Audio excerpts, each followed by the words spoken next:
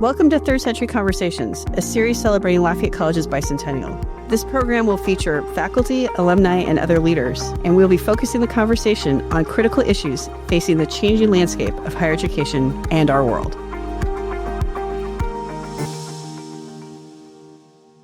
So this is the very first session of our Third Century Conversations, and I cannot imagine a better first guest than Chip Bergh. So Chip is a graduate of Lafayette, and now a trustee.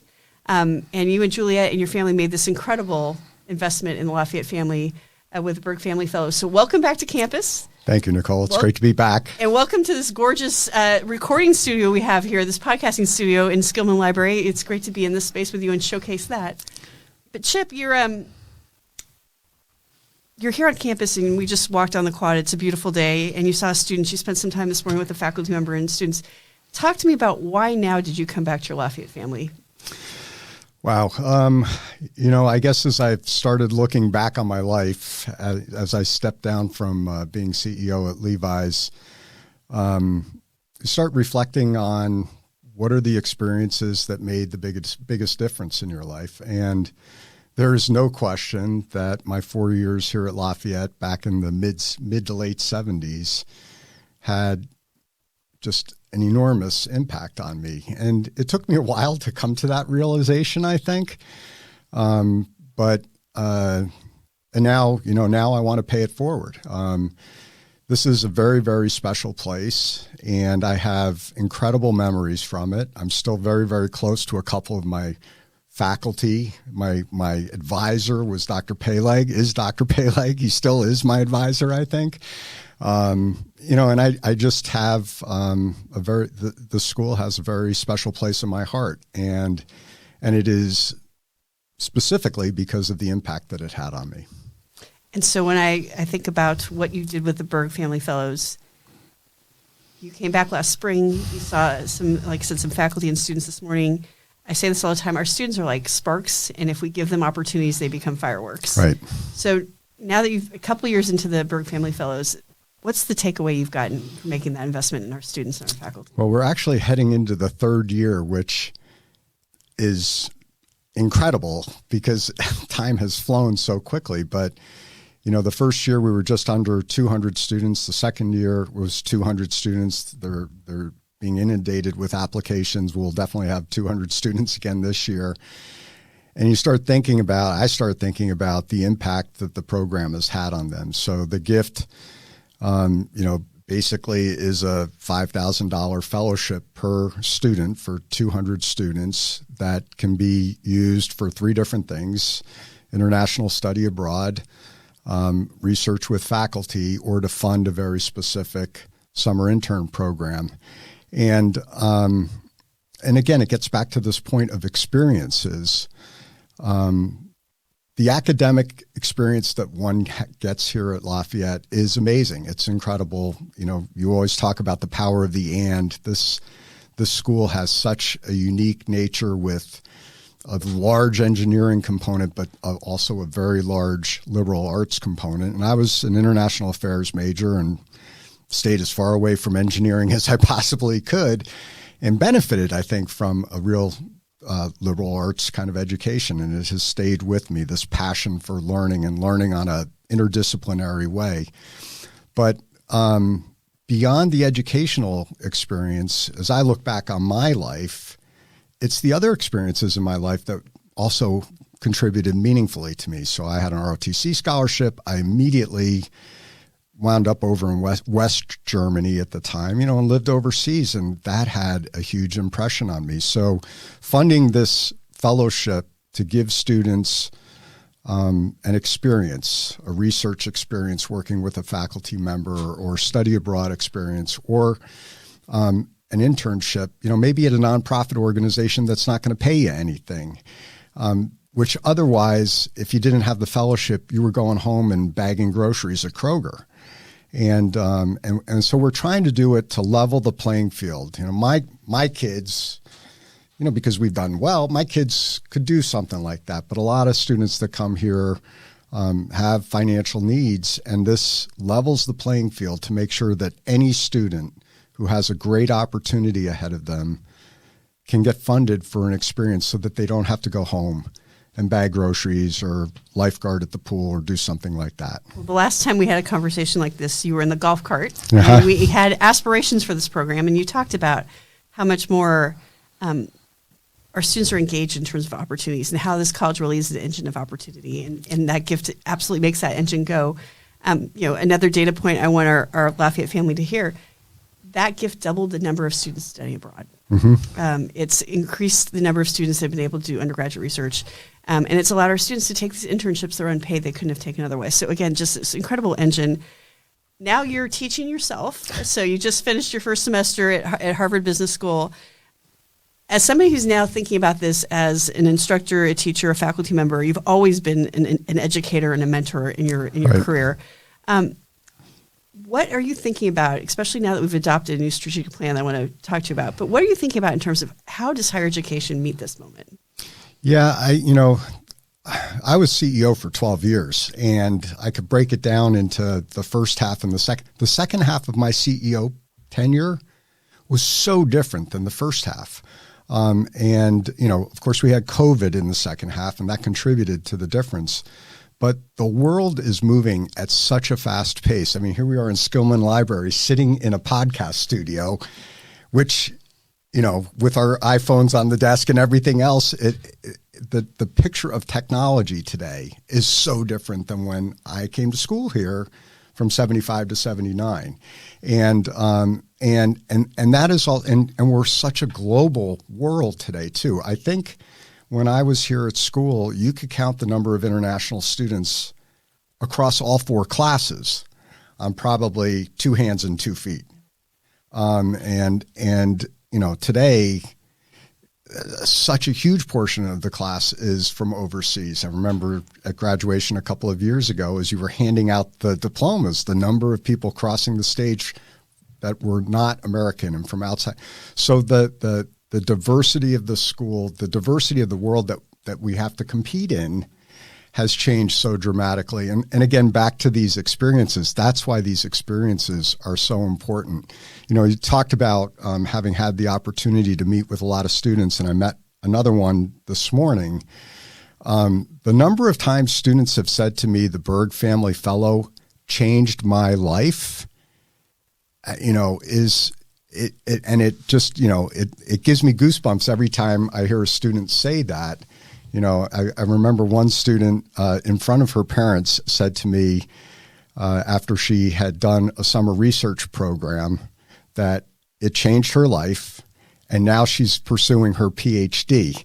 And I looked at her parents and said, "Don't blame me," but that's the reward that we've gotten from making this big contribution and having a difference on students' lives outside of the classroom, but also having a difference here, making a difference here at the school. And what that research is doing and what that investment's doing is also allowing us to innovate. So I want to pivot. What do you think about, again, you've been teaching now, we're thinking about a strategic plan, and there's some exciting pieces of it, but it's not a standstill plan, right? These are called third century conversations. Right.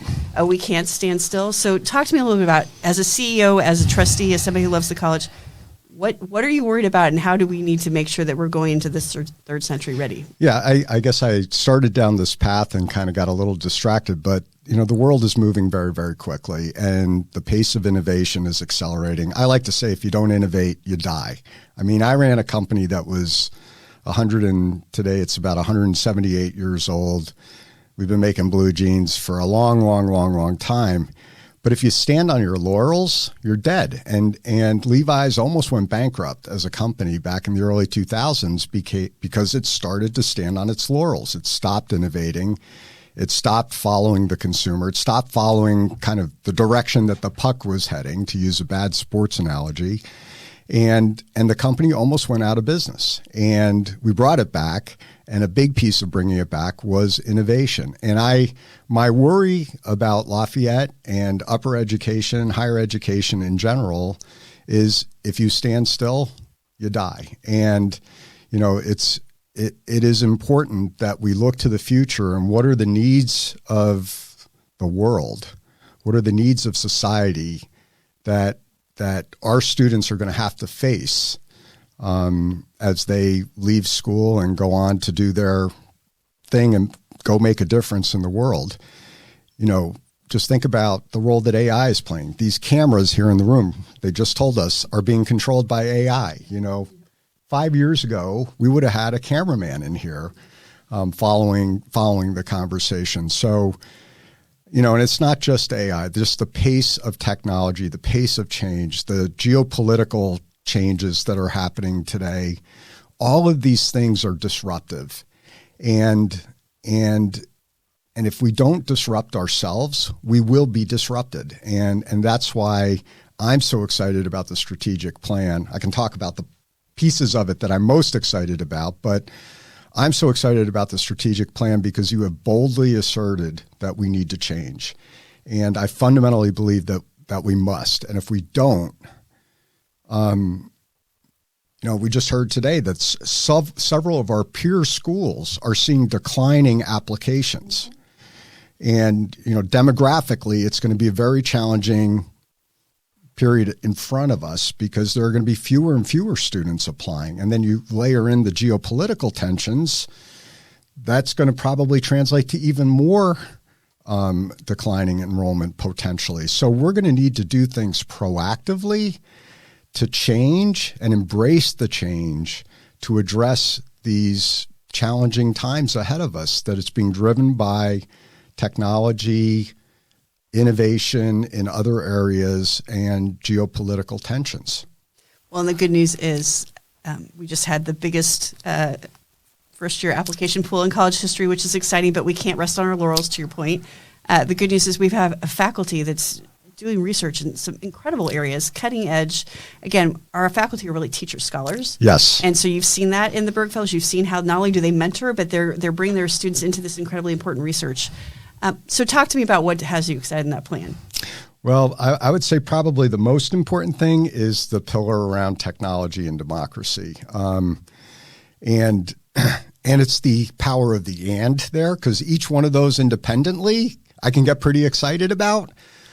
It's the combination of the two of them together that is very, very important. So, technology, I've already talked about it, the pace of change and the speed of innovation and just what's happening. I'm chairman of the board at HP, and it's moving lightning fast. And things are going to be so different even 3 years from now. It's only been 10 years since the iPhone was introduced. I mean, you start thinking about the role that innovation is playing and the fact that it's happening faster. In a way, it's very, very frightening. Democracy, on a standalone basis, we could argue that democracy is under threat, not just here in the United States, globally. And there are a lot of things pulling at the seams of democracy. And so that's a challenge. You put the two of them together.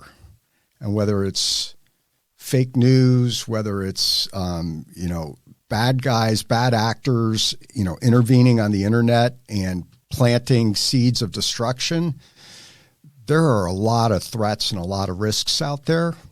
But the flip side is there's so much potential too.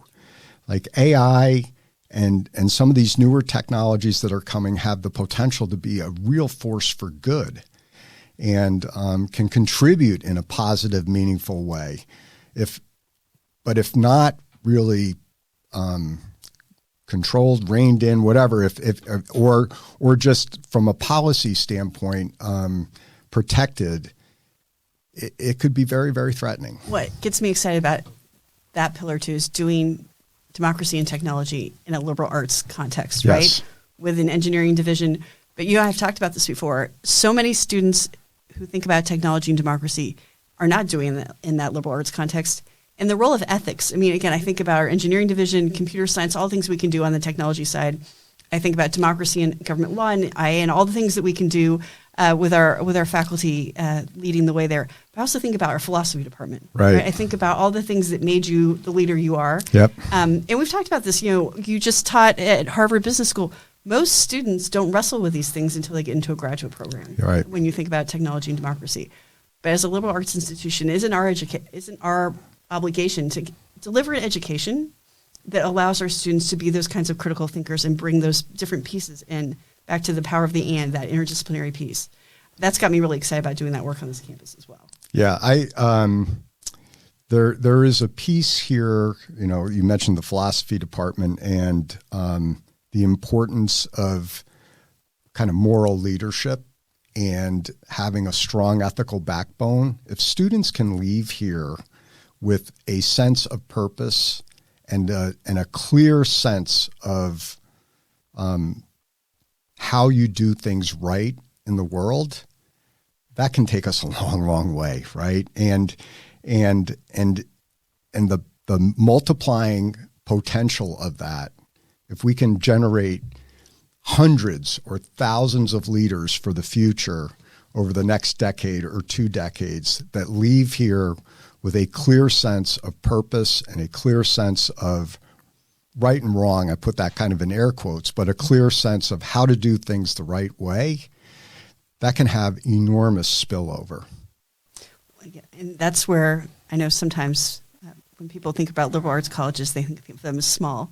This is where I think of us as having oversized impact. Again, if you look at our alums, and I put you at the top of this list, Chip, they live lives of purpose, they live lives of impact, they live lives of consequence. Mm-hmm. And I think about the 30,000 that are already doing that. What would it mean to really get this work right in the strategic plan so we amplify and get those students ready to be that next generation of leaders? Right, right.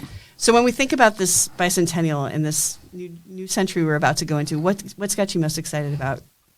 Well, I think the strategic plan, first and foremost. Second, the capital campaign, because we're going to raise money behind the strategic plan. And, I think this school is such a gem, and it is still a little bit of a diamond in the rough. Like, I do think we punch above our weight, and our story is not told as well as it needs to be told. And I think there's real opportunities there. But I'm a brand guy, right? So I keep coming back. I think about brands as how much value does a brand create? And I think of Lafayette as a brand. And so, to the alums who might be listening, to the faculty, to the staff, to the students today who are going to be alums of tomorrow, think about the question of what's the value of a Lafayette degree. It took me a far, far way beyond anything I ever expected I was going to do when I left the school. And I am so forever grateful for it, which is what brought me back. But is the value of a Lafayette degree going to be higher in 10 years or 20 years, or is it going to be lower in 10 years or 20 years? That's the question to ask yourself. You want to be able to say, I went to Lafayette College and have people at a cocktail party and have people go, oh my gosh, isn't that amazing? Here we are, this amazing institution celebrating 200 years. We were just talking about it. I've got a friend who went to Duke. Mm-hmm. They are just celebrating their 100th year. So we have this long track record. And I think we are the institution that we are because we have made changes through the years. We have not been afraid to innovate, to try different things, to do different things. We have the benefit of all of us as students were taught by real faculty, not by some master's teaching assistant, but real faculty who used to, I remember from my days, who would invite me into their homes for dinner, who weren't afraid to spend extra time with me if I needed help.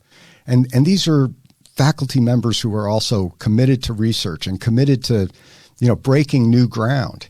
And if we can power that, through the capital campaign, power the strategic plan and the changes that we need to make as a school,